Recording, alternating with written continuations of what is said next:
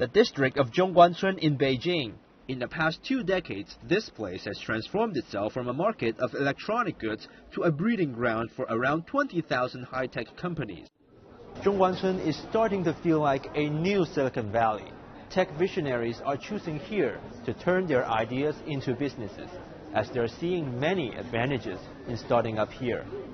A lot of the talents in the startup world in China is located right here in ZhongGuanCun. And just like Silicon Valley, where it's right next to Stanford and Berkeley, here you're right next to 2 or 3 of the best schools in the entire country. When your company is here, you draw lots of attentions. All the VC monies are located here, so I need to come here.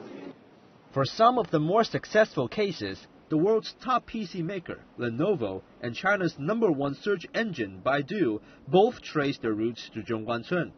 Besides enjoying the huge talent pool from China's top academic institutions just around the corner, policy support from the government also adds a huge boost. Creating better infrastructure in ZhongGuanCun is part of the development strategy of the Beijing municipal government. We build on ZhongGuanCun's natural advantages and strive to foster a comprehensive ecosystem for high-tech businesses to operate here. Despite the momentum, there is still a notable gap in global stature between ZhongGuanCun and its rivals like the Silicon Valley in the U.S.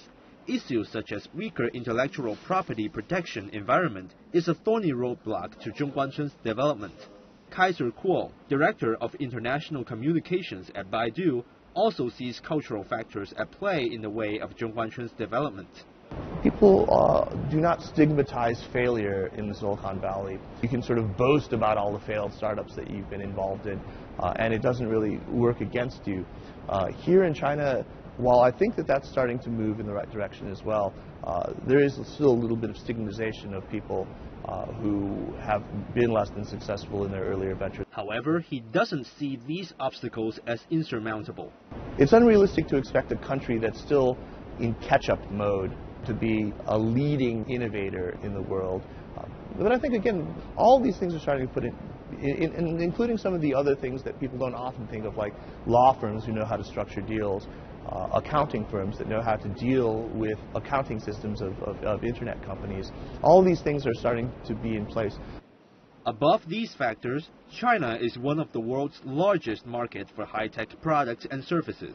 Huge demand from an emerging middle class in China will boost the development of ZhongGuanCun and China's high-tech industry as a whole. Yang Chengxi, CCTV.